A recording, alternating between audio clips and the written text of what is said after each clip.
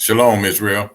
I know it's been a minute since I made a video, and the reason being is because YouTube is going through still a lot of videos, and they are punishing people that are making videos on YouTube if they feel like it's misinformation any kind of way that you're telling the truth. They're giving uh, people what we call jail time, which is like 2 weeks they can't make any videos, and there are some that they are just taking the whole platform altogether. So the last one I made, uh, they said that they wouldn't show it in Europe, but only in America. So I kind of got fed up, and it's been a while since I've made a video, but I have a lot of information that I want to get out. What I did in the meantime was went to another platform, and that platform is called Rumble, Rumble. If you download Rumble, because on Rumble, they don't go through your videos and try to, red flag you or whatever. You can say what you want on Rumble. It's a free site. You download it. And if I make a video and they flag it, you can also go to Rumble. And at the bottom of the screen that you see, you hit Rumble, then you click channel, and then you type in Three Hebrew Boys, and you'll see our videos come up. So that's where I'm gonna start also downloading videos on that channel. I didn't want to pick a channel where you have to pay just to hear the truth come out. They have some platforms like that, but I didn't want you paying to hear what information that I have to bring out. Like I've always stated, I'm Brother Yahweh, and I am not trying to start no kind of church organization whatsoever. Me and the Three Hebrew Boys, we put out information according to Bible prophecy. You can listen to it or you don't have to. But eventually, you're going to see why we put out information like we do. And there's other Israelite camps that's doing the same thing. According to Bible prophecy, they're watching what's going on in society. And what I do, I match it up and I bring it to you. Like, for example, I think my last two videos, I was talking about the bowl of grits. You know what I say when I say bowl of grits.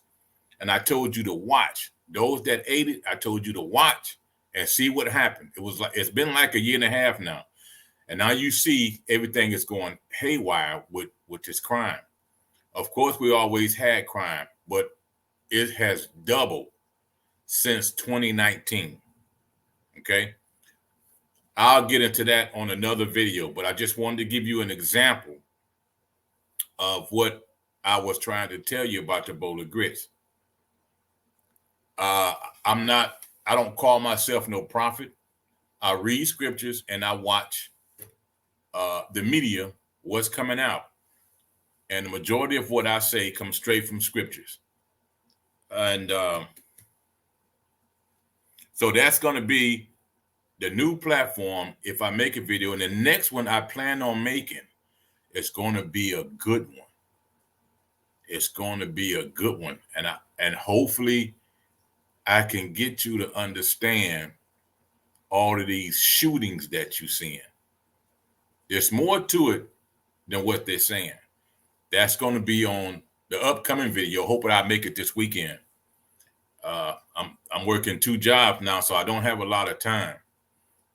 So that one will be this weekend. And the name I chose is called Eyes Wide Shut, because they're doing a lot of things right in front of our face. Our eyes are open, but they're closed at the same time to what's going on, especially those that are still in the matrix. See, so I make videos to try to wake people up, mainly Israelites that's calling themselves African American. On that note, I got something for you. I want you to watch this little clip, and then I'm gonna end it because I didn't want to be on here all night. I haven't too long got off. Let me show you this right quick. And check this out. I've always told you, and I got scriptures to go with it.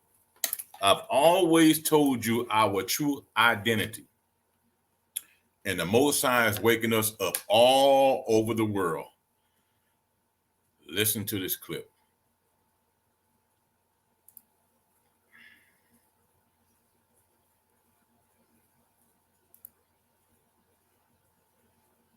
I came here for a visit in 1995. I really enjoyed the love, Values. the spirit of oneness that was here in our community in Israel. Coming from America, I just knew that this was the place that I wanted to have children and raise my children. In 1998, Tovit picked up her entire life in America and moved to Dimona, a small town in southern Israel. Now she's lived here for over 2 decades, has had all of her 8 children here, but soon they may all be forced to leave. Now let me explain that as I go through this. This young lady understood that she was a Hebrew Israelite 20-something years ago, and she decided to move over into Israel. She went there on a what you call a visiting passport or something like that, and she ended up staying. And I think they had like 7 or 8 kids. So now that the word have gotten out that we are the Hebrew Israelites, according to Deuteronomy 28, of all the curses don't fit Edom that's over in Israel calling themselves Jewish.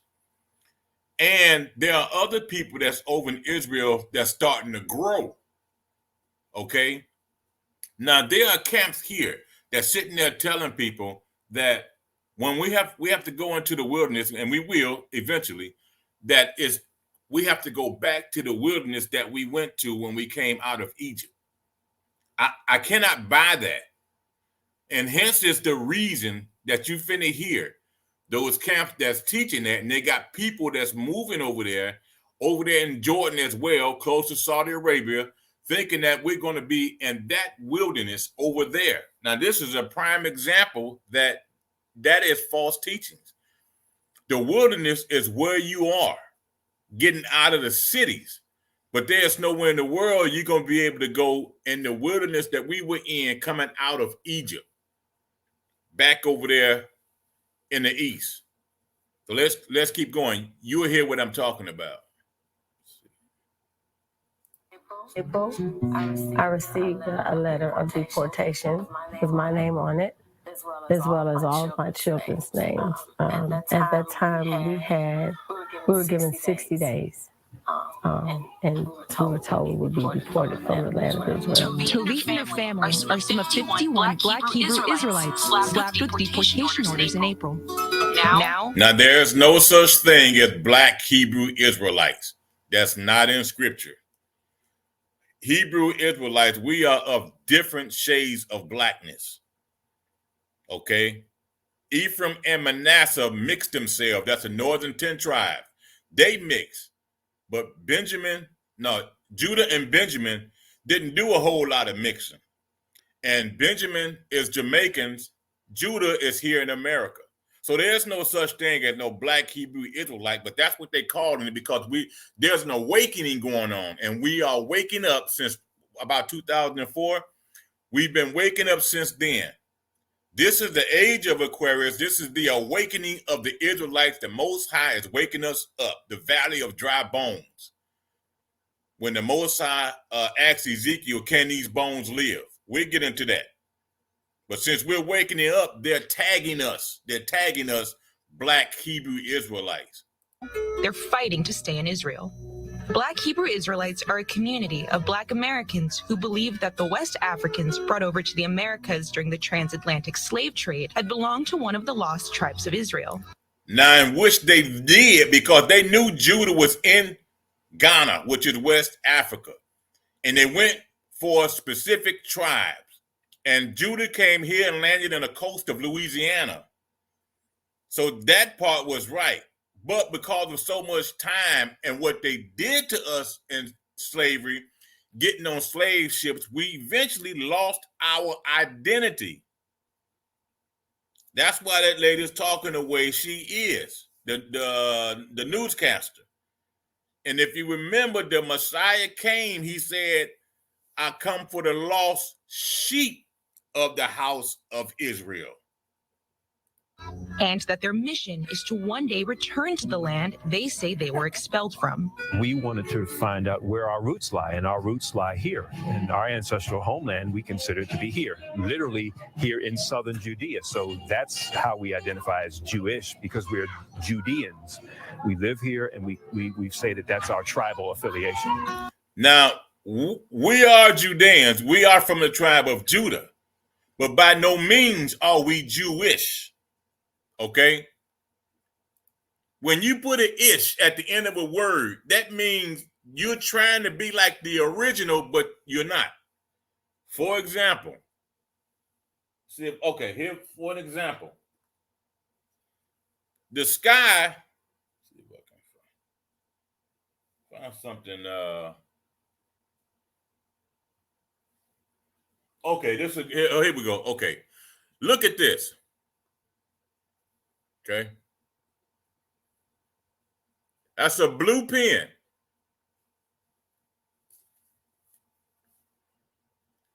That's bluish. It wants to be like blue, but it's bluish. So that guy got that wrong. We're not trying to be Jewish. We're not Jewish. We are the Jews that was in Rome when the Messiah came. Judah and Benjamin, out of the 12 tribes, were left. The northern 10 tribes went into slavery first. So that old timer got that wrong. Around the early 1970s, Black Hebrew Israelites began trickling into Israel on tourist visas, where they established an urban kibbutz known as the Village of Peace in Dimona. Neither Israel nor any of the state's religious bodies recognize Black Hebrew Israelites as Jewish. Now, that's right, because we're not Jewish. That's for the Caucasian people. The Jewish people was when Messiah was here and he said, you are of your father, the devil, and the lust of your father you would do. Those were the white people calling themselves Jews back during Rome. Those same people, their descendants, are the ones that's in Israel today that got that land in 1948 after World War II. So you got to know your history when you hear the media talk like this. But notice that brother never said nothing about no Africa. He knew our homeland is actually Jerusalem. We ran into Africa. The Romans ran us into Africa, running from persecution. The Messiah said, when you see Israel, or when you see Jerusalem compassed with armies, flee into the mountains. That was 70 AD. Over the Atlas Mountains into Africa. That's how Africa got so populated with black folks. Ham was already in Africa. We're not Ham. The Israelites come from Shem. Remember Ham had a curse for looking on his father. The land of Canaan was a cursed land. We are not Ham. We're Shem. Disqualifying them from citizenship under the law of return. Agreements have been reached over time, allowing members of the community to gain long-term resident status in return for children serving in the IDF. Now, the Dimona community is thriving 3,000 members strong, but not everyone is reaping the benefits. We really had wanted to get some resolution on their cases, but we never were able to get the cooperation because different governments came in and it was such a hot potato, nobody wanted to deal with it. So they kicked it up the road. And so when the Ministry of Interior signed or sent the letters to these individuals, it was like, why are you doing this now? And all of a sudden they wanted to act as if they had discovered us, discovered these brothers and sisters living here. And we had let them know that they were living here. Unlike Tovit, this Dimona resident didn't find the Black Hebrew Israelite community. She was born into it. I was born and raised in Israel. I was taken to the States against my will at the age of 14 by my parents, of course. And ever since I left, I was going to make it back. After moving to the United States with her parents at 14, she only had one dream: make it back to Israel. When my feet stepped here, I was free. I was like, I'm home. This is it. I can move. Now, she and her American husband live in Dimona with their 6 children, where they keep Shabbat, observe all the Jewish holidays, and follow the Torah. Now, the Israelites here in America know we do not follow no Torah. I mean, we don't follow just the Torah. We follow, I think it's a Torah and a Tanakh. It's more than just a Torah, but we follow nothing that the Jewish people made up. Okay, they keep the holy days that's in the book of Deuteronomy, not Deuteronomy, but Leviticus, the laws that was given to us in the wilderness. If you notice, that woman that girl had no fake hair, no gold, no face full of makeup, looking like somebody else, all natural. And when the words is being brought out or something like that, they know to cover their heads. These are laws that was given to us. That's why I tell people, when you wake up, you have to go back to the laws that was given to us. Okay, and that's really how you're going to be able to escape what's about to happen in the coming future. And I mean soon, especially here in America. We maintain those particular disciplines, especially the spiritual 10 laws. Thou shalt not kill, thou shalt not steal, thou shalt not commit adultery, thou shalt honor thy mother and father. These are tenets that we live by, that govern ourselves. As families fight their deportation orders, parents say even if they lose, they will not take their children to the United States, where they say racism and violence make it impossible to live freely, even though their children's movements in Israel remain severely restricted into adulthood. So now, if they were to come back to America, guess where they're trying to send them to? And they would probably pick some city like Chicago. So they're trying to put them back into the ghetto because they think we as black people, that's where we belong. Now, that woman's children knows nothing about the culture here in America, which is very dangerous. But yet they're trying to send them here where they won't know where to go, what city to even choose. But they want them out of Israel, and they have not caused any problems over there, but they're practicing their Hebrew customs, the same customs that was taken out of us when we got on the slave ships. That slave ship was named Good Ship Jesus. When we got on there, they beat and hung and did everything they could to get that Hebrew custom out of us. Now look at us, a lost people killing each other in every city in America. And you want to send them people back over here not knowing absolutely nothing.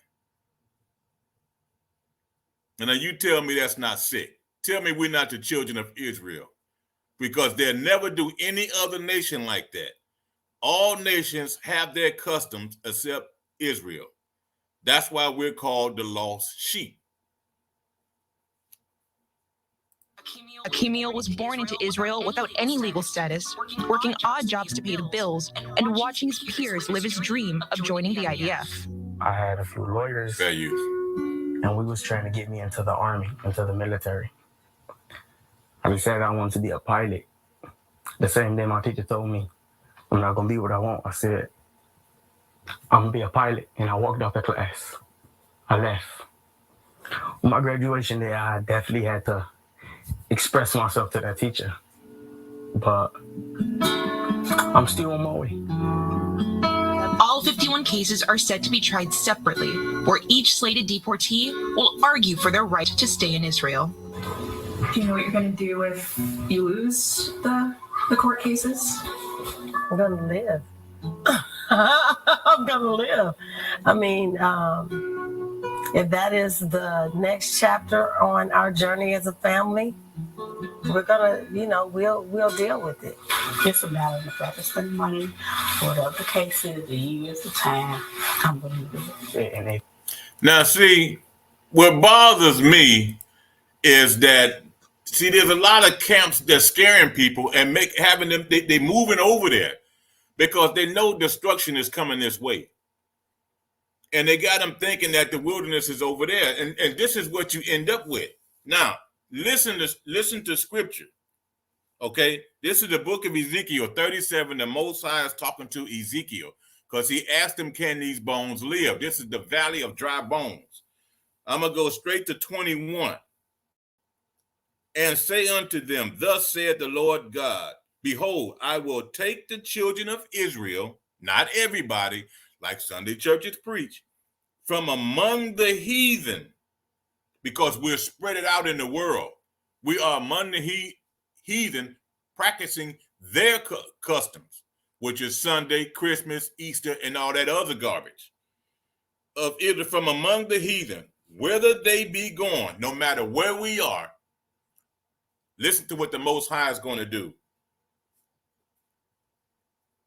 From among the heathen, whither they be gone, which means wherever they at, and will gather them on every side and bring them into their own land.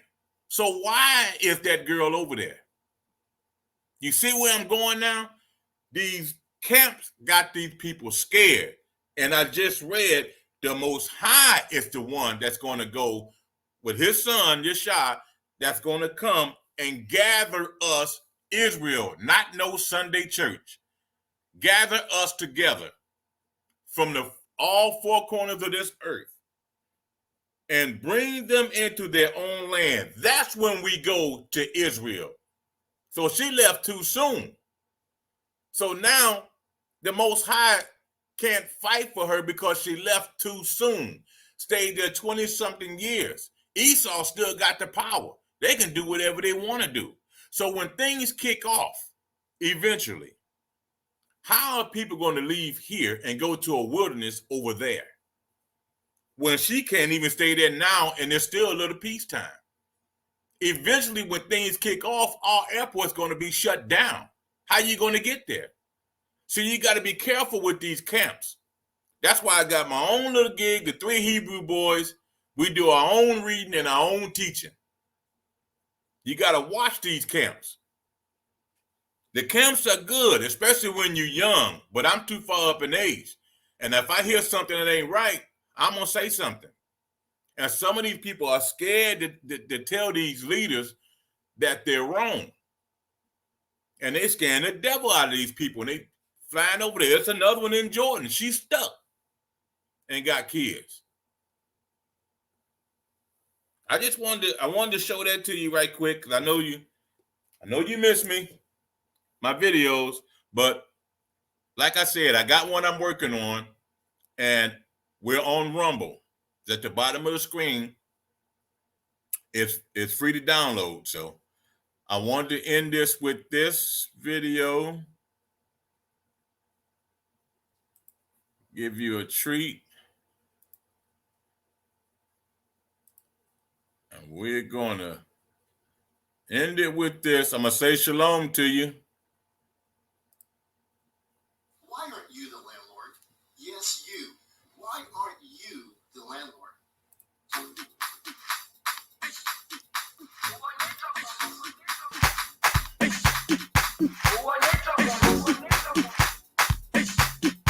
Shalom, people. I'll see you next time. Jerusalema, ikhaya lami, ilondoloze, uhambe nami, zungangishilana. Jerusalema, ikhaya lami, ilondoloze, uhambe nami, zungangishilana. Dawo yami ayikholana, buso wami awukholana. Ilondoloze, zuhambe nami. Dawo yami ayikholana, buso buso wami awukholana ilondoloze zuhambe nami ilondoloze ilondoloze ilondoloze zungangishilana ilondoloze ilondoloze ilondoloze zungangishilana dawo yami ayikholana buso wami awukholana ilondoloze zuhambe nami dawo yami ayikholana buso wami awukholana ilondoloze zuhambe nami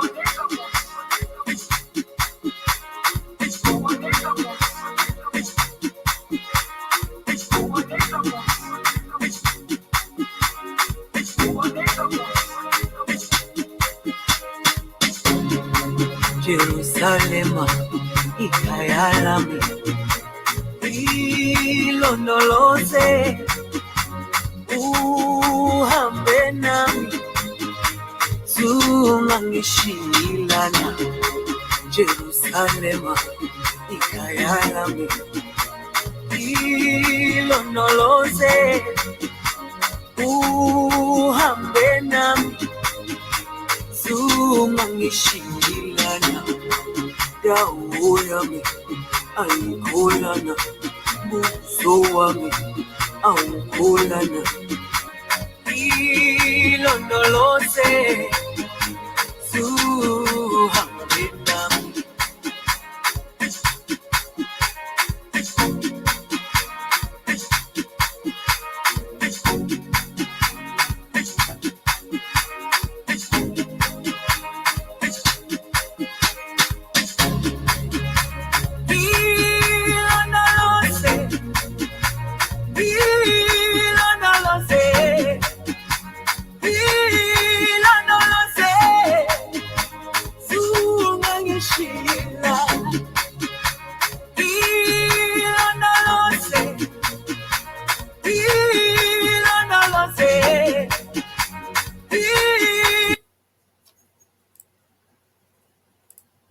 That's dedicated to my African brother Joshua, my African Hebrew brother Joshua.